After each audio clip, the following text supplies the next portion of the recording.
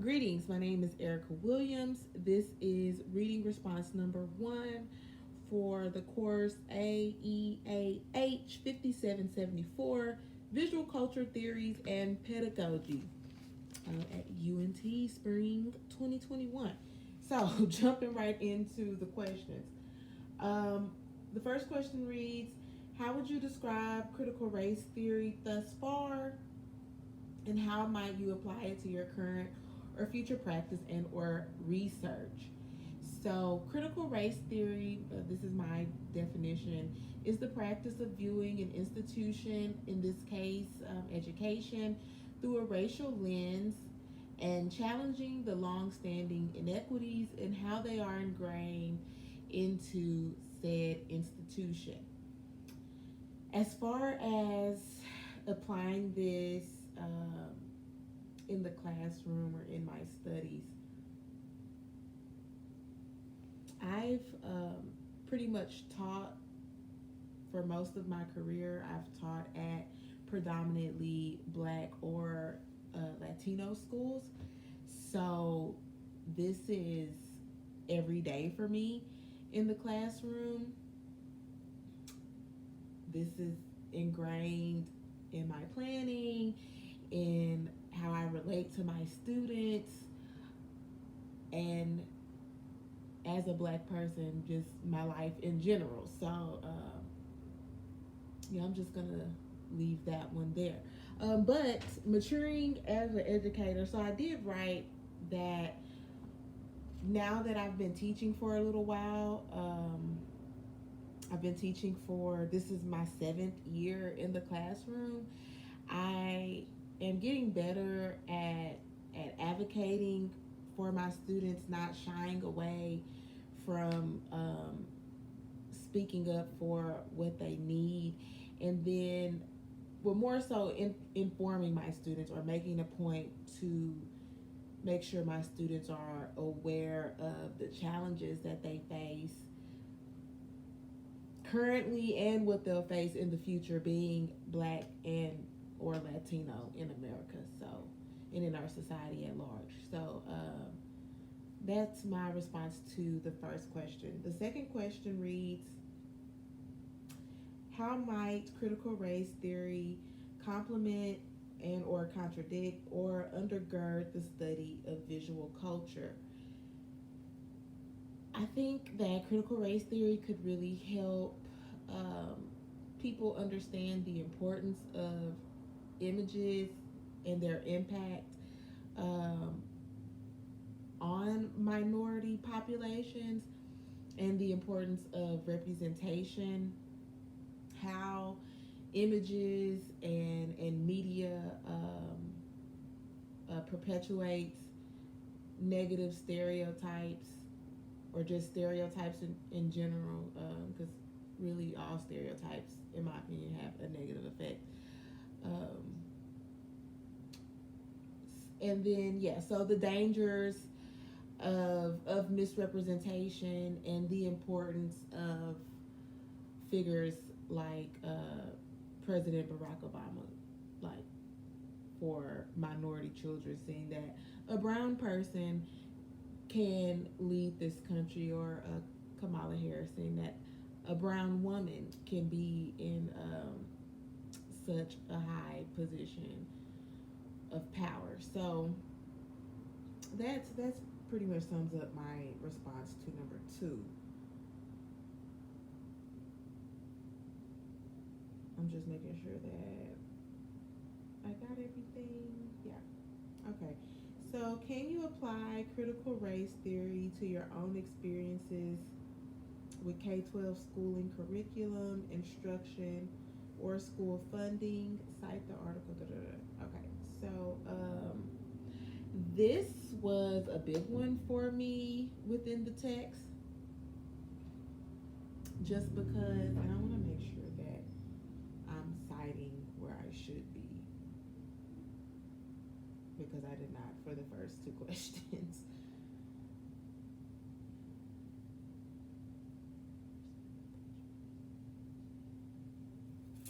Okay.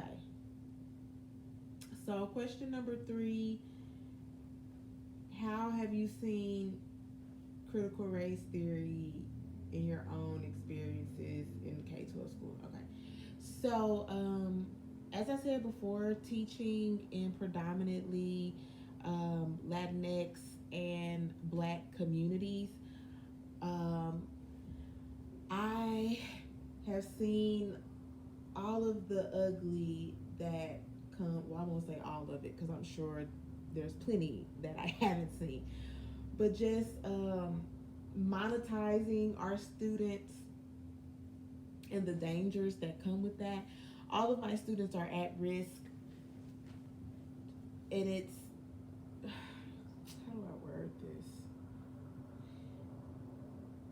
It seems like at risk is a synonym for Black and brown because most of the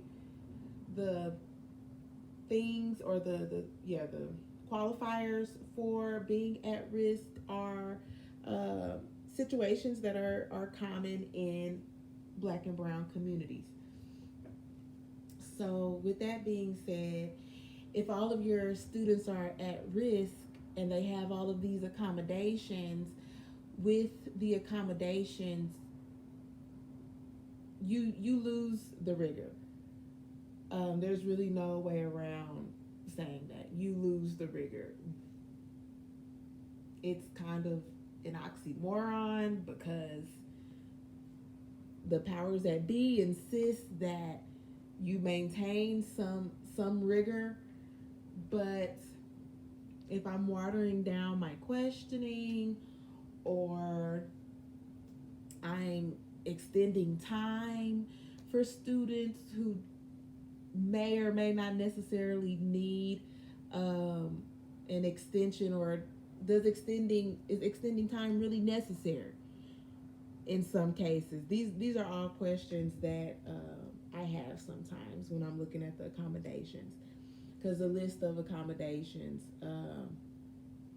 sometimes they are more harmful than helpful. They're not really accommodating anything but incompetence, for lack of better words. If you understand what I'm saying. Not saying that my students are incompetent by any means, but I feel like the accommodations sometimes enable just low performance. So I'll get off of my rant about accommodations and labeling everyone as at risk or a student who is sped, so on and so forth. The strategies, so I'm gonna go to the text so I can quote this whole section. So this is page 19 where it says, as a consequence, speaking to teaching strategies. As a consequence, classroom teachers are engaged in never-ending quests for the right strategy or technique to deal with at-risk students. Cast in a language of failure, instructional approaches for African American students typically involve some aspect of remediation. So that just speaks to everything that I was saying. When you remediate, especially with students that don't need remediation, they just need innovative, engaging, not even innovative, let's just say, or maybe engagement is innovation, I don't know, but they just need engaging, relevant curriculum, not remediation. So that definitely stuck out to me as far as this section is concerned. And then for strategies, because there's a large focus on classroom management and discipline, and just don't get me started. I need to edit this, and I know I won't. So next, and excuse the bag crumbling. So, the next part that I want to speak on for this question about my own experiences, um, assessments that also spoke to me. So I'll go to the quote for, and this is the same page, page 19, under the assessment section. For critical race theorists, intelligence testing has been a movement to legitimize African American students' deficiency under the guise of scientific rationalism. I'm skipping down to page 20. These assessment measures, crude by most analysis, may tell us that students do not know what is, and there seems to be a typo here. I think they're trying to say students do not know what is on the test, but fail to tell us what students actually know and are able to do. So when I read that, I wholeheartedly agreed. And something that I've always just like pointed out anytime I'm talking about testing with colleagues or whomever, is that the word choice, the text, and this is coming from an English background, some of the text that are being chosen for the students to read and dissect, like these kids who, like when I was teaching in Houston, who live in Clover City, we live in Texas. They've never been skiing, and you're talking about like ski equipment and the test, like just so these totally just other world ideas and activities, and you're testing them over being able to comprehend, and I get it, they should be able to comprehend, even if they've never been skiing before. But come on, look at the face. So and that's like a really like terribly put together example, but we're gonna roll with it. You get what I'm saying. I'll do better next next reading response with my examples. Anyways, I digress. As I was saying, just what's on the assessments are not just like what's in the textbooks. What our students are being forced to read every year. It's not relevant to their lives, so it's more difficult for them to grasp, right? If I'm a Texas girl and you're asking me to dissect something that I don't know, I'm losing the plot again. Okay. So going back to the question, the assessments are out of line with the just the questioning and the texts that are chosen, or I guess math teachers complain of the same thing with the word problems, so on and so forth. Also, thinking about this really made me think about my ESL students as well. There's no coincidence that schools, Latinx schools, are amongst like most of the schools who are having difficulty with the English star. I don't. It's just evil. It's downright evil, and I really felt that last section or that last paragraph, and let me see if I can just take a piece from it.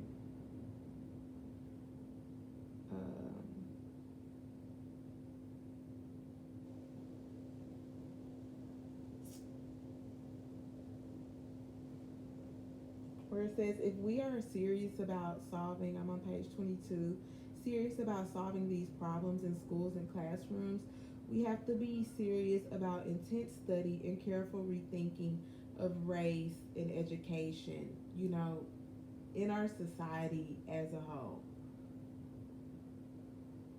And I won't say that she sounds defeated here at the end, but yes, I will, because she does. when she says that it's a pattern for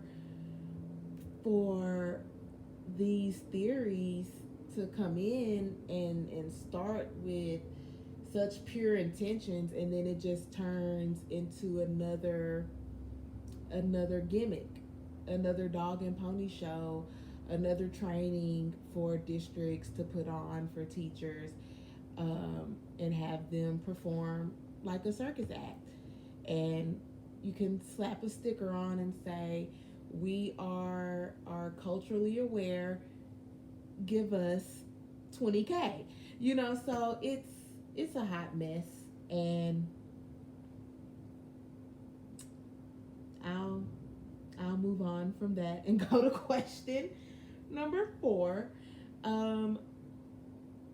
Do we agree with Ladson-Billings' assertion? I said yes, because there are no absolute wrong and absolute rights, in my opinion. Stealing, for example, in some situations, stealing is necessary. If and I don't think I have to explain that. And maybe for some people I do, but in some situations, stealing is necessary. I don't know if this is still a thing, but I remember hearing, in France, like they have the crimes of passion, right, where certain acts of crime might be excused based on the situation. So, in my opinion, there are no absolute wrongs, or there are very few absolute wrongs and absolute rights. I also wrote that everything is about perception. So, how we move through society and how we interact with people and in certain environments is all about our individual perception, and how we've grown accustomed to being. So that moves me to the next bullet point that I wrote down, that people go with the narrative that they're fed, and unless when you get to a point where you're doing your own research and study and self-discovery and so on and so forth, your own journey of enlightenment, if you will, people start to kind of sift through everything that they've been fed and programmed to believe, and deprogramming yourself, especially we Americans. Deprogramming yourself is so hard. But yeah, so you go with the narrative that you're fed. An example I wrote down was religion. Typically, a person's religion is based on their society and where they live, and what religion is the most popular and most prevalent at that time within that society. So that was just one of the examples that I included. Coming up on the last few seconds of this presentation, thank you for bearing with all of my kookiness and ranting and sometimes absent-mindedness. Peace out. See you next week.